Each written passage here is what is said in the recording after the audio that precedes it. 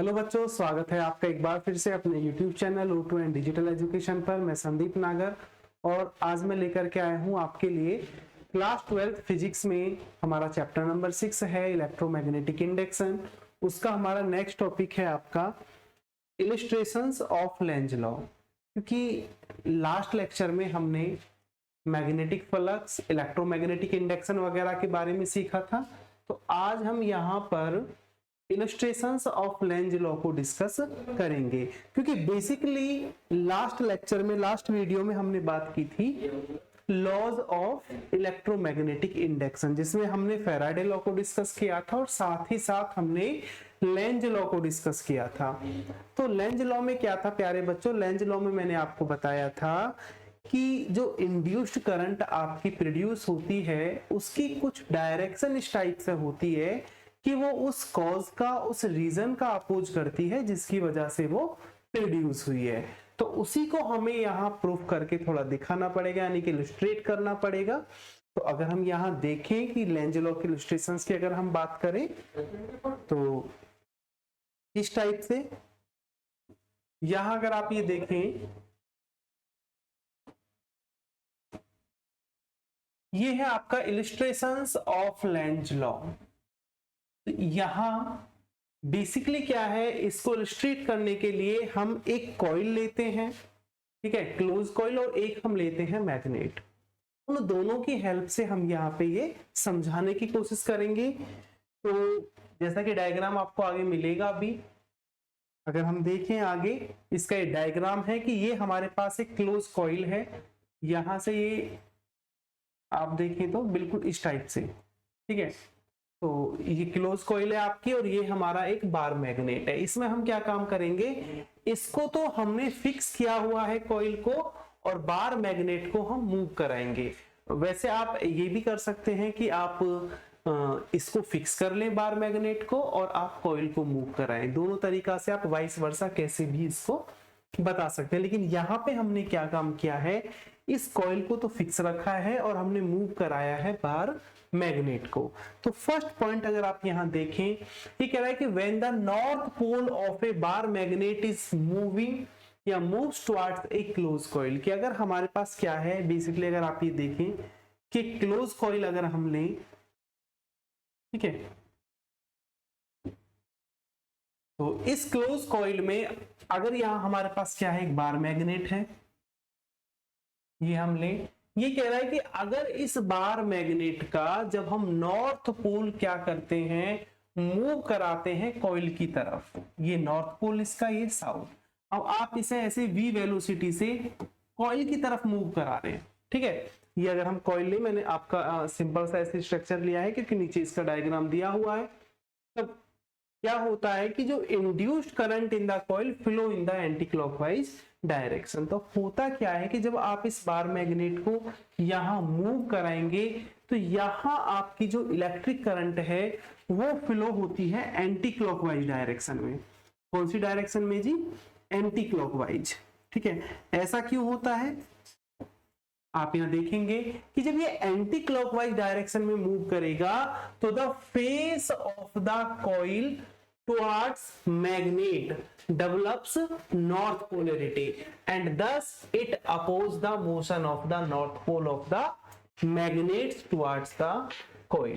Basically क्या है कि जब आप बार मैग्नेट को क्लोज कॉइल के टुवर्ड्स में मूव कराते हैं तो इंड्यूस्ड करंट आपकी प्रोड्यूस होती है।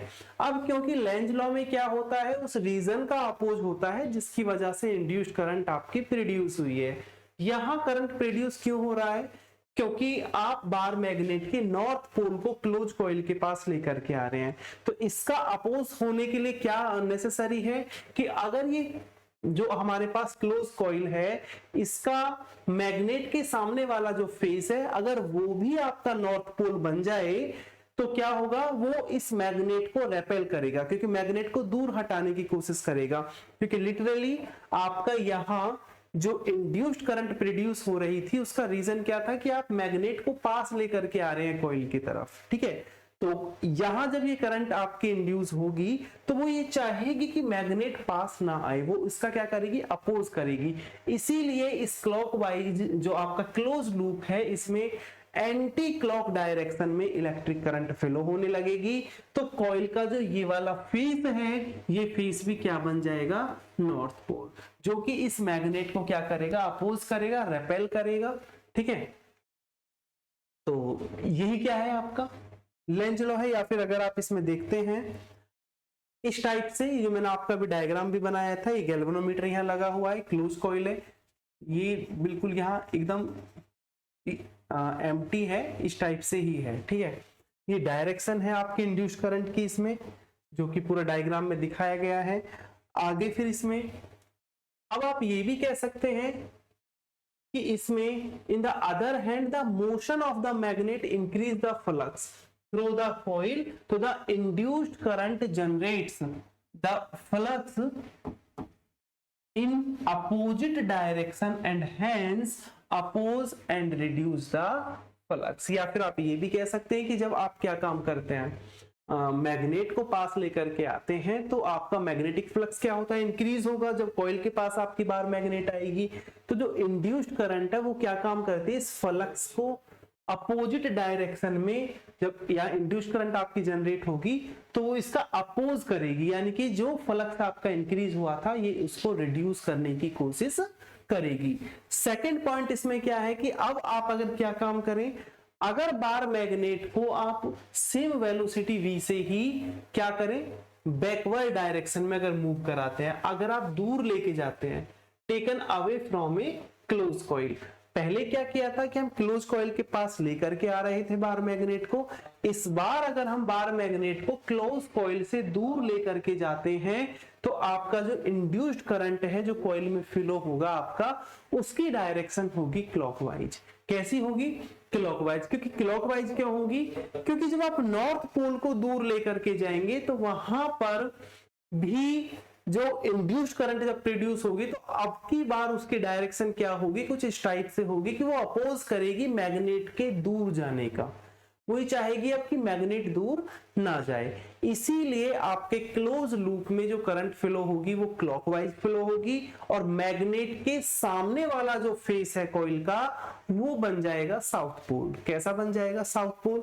जब वो साउथ पोल होगा तो वो मैग्नेट के नॉर्थ पोल को अपनी तरफ अट्रैक्ट करेगा। या फिर in other words we can say that, आप ये भी बोल सकते हैं कि जो मोशन है मैग्नेट का, decrease the flux through the coil, the induced current generates flux in the same direction and hence oppose and increase the flux।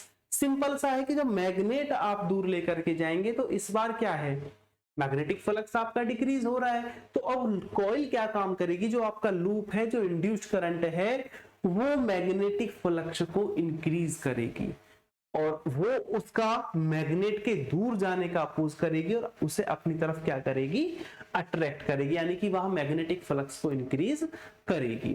ठीक है, इसका अगर आप देखें डायग्राम, ये इस बार इस टाइप से है कि अगर आप इसे दूर लेकर के जा रहे हैं बार मैग्नेट को, तो ये अब ये वाला फेस, बार मैग्नेट के सामने वाला जो फेस है कॉइल का, वो क्या बन गया है, साउथ पोल बन गया है। क्या बन गया है जी, साउथ पोल। ठीक है, तो आगे है इसमें, अब इस प्रोसेस में ये तो हमने इलस्ट्रेट कर दिया लेंज लॉ को। अगर अब यहां हम बात करें कि भाई एक्सप्रेशन फॉर इंड्यूस्ड ईएमएफ, कि अगर यहां कितना इलेक्ट्रोमोटिव फोर्स आपका इंड्यूस्ड हुआ, अगर हम उसका एक्सप्रेशन निकालना चाहते हैं तो कैसे होगा, यहां हम लेकर के चलते हैं कि भाई according to Faraday law, according to Faraday law, Faraday law के अकॉर्डिंग अगर हम बात करें तो जो मैग्नेटिक, जो आपका मैग्नीट्यूड है इंड्यूस्ड करंट का, वो किसके इक्वल होता है, rate of change of electric flux. यानी यहां पे इंड्यूस्ड ईएमएफ, ये आपका करंट नहीं है, यहां पे ये है इंड्यूस्ड ईएमएफ। इंड्यूस्ड ईएमएफ का जो मैग्नीट्यूड है किसके इक्वल होता है, rate of change of electric flux, यानी कि E is equal to minus के D phi upon D T. ठीक है, अब आगे क्या है कि अगर आप ये देखें यहाँ पे नेगेटिव साइन क्या इंडिकेट कर रहा है, नेगेटिव साइन इंडिकेट करता है कि जो direction of induced EMF, induced EMF की डायरेक्शन कुछ इस टाइप से होती है कि इट अपोज क्या करती है, अपोज करती है the change in electric flux if the coil contain of an tightly bound turns, यानी कि अगर कॉइल में आपके नंबर ऑफ टर्न्स हैं n, ठीक है, अगर नंबर ऑफ टर्न्स है तो आपका इलेक्ट्रोमोटिव फोर्स क्या होगा, यहां पे आपका E is equal to minus के n और d phi upon D t आपका आ जाएगा जी, यानी इस n से आपकी मल्टीप्लाई हो जाएगी। अब ये डी फाई क्या है, आपका चेंज है, तो आप इसे जनरली ऐसे भी लिख सकते हैं कि E इज इक्वल टू, अगर आपका यहां इन्होंने क्या काम किया है कि भाई E is equal to minus के n और डी फाई को लिखा है phi one minus phi two upon D T, ठीक है, माइनस के अगर अंदर मल्टीप्लाई करेंगे तो E इज इक्वल टू आप ये लिख सकते हैं n और आपका phi two minus phi one और अपॉन आपका dt, या फिर आप इसे डेल्टा t भी लिख सकते हैं। तो बेसिकली ये आपका वो इंड्यूस्ड ईएमएफ है जो कि आपका इंड्यूस होगा कॉइल में, ठीक है। इसके बाद आता है आपका यहां पे ये है कि आपका कि लेंज लॉ एनर्जी कंजर्वेशन को क्या करता है, फॉलो करता है नहीं करता है। इसके लिए भी यहाँ एक टॉपिक दिया है कि Lenz law energy of conservation के टर्म में, ठीक है। तो यहां इसको बताया है ये आपका नेक्स्ट टॉपिक है Lenz law as energy of conservation of energy.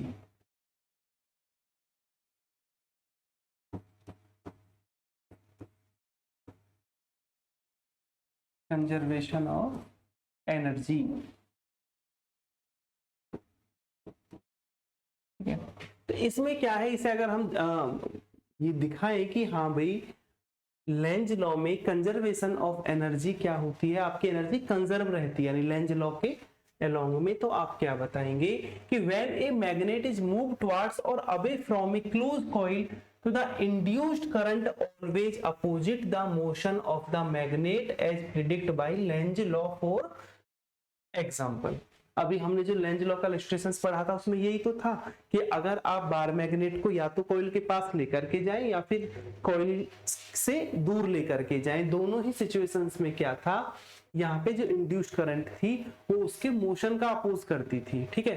तो अब क्या है कि when the north pole of a magnet is brought closer to the coil, अगर आप क्या करते हैं नॉर्थ पोल को मैग्नेट के पास लेकर के आते हैं तो its face towards the magnet develop north pole and thus repel north pole of the magnet closer to the coil against this force of repulsion, ठीक है। तो यहाँ पे क्या लगेगा, फोर्स ऑफ रिपल्सन।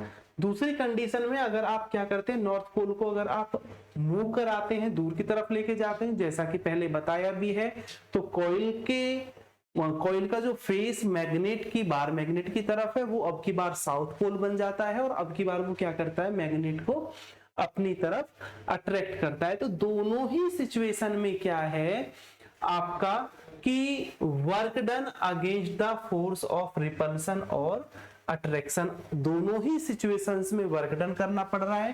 पहले तो वर्क डन करना पड़ेगा रिपल्सन फोर्स के अगेंस्ट में जाकर के, दूसरी कंडीशन में वर्क डन करना पड़ रहा है अट्रैक्शन के में, क्योंकि कॉइल तो कोशिश कर रही है ना फर्स्ट कंडीशन में उसे रेपेल कर रही है, लेकिन फिर भी आप उसे आगे की तरफ लेकर के आ रहे हैं, तो उसके अगेंस्ट में आपको वर्क डन करना पड़ रहा है, तभी तो फॉरवर्ड डायरेक्शन में आप मूव करा पाएंगे। दूसरी कंडीशन में जब आप अट्रैक्ट कर रहे हैं, क्योंकि कॉइल क्या कर रही है, उसको अट्रैक्ट कर रही है बार मैग्नेट को, और आप उसे क्या है दूर लेकर के जा रहे हैं, तो वहां भी आपको फोर्स ऑफ अट्रैक्शन के अपोजिट में जाकर के वर्क डन करना पड़ रहा है। तो दोनों ही सिचुएशंस में वर्क डन करना पड़ा, और ये जो वर्क डन है ये कंजर्व होता है किस फॉर्म में, एनर्जी के फॉर्म में। तो इसलिए हम ये कह सकते हैं कि जो Lenz law is valid and consequence of the law of conservation of energy. Basically question इस टाइप से आता है कि क्या Lenz law of conservation of energy के लिए वैलिड है। तो ये वही हेडिंग मैंने आपको बताया है कि कंजर्वेशन ऑफ एनर्जी के टर्म में। तो हाँ, बिल्कुल लेंज लॉ वैलिड है, किसके लिए? कंजर्वेशन ऑफ एनर्जी के लिए। तो प्यारे बच्चों, आज की इस वीडियो में बस इतना ही।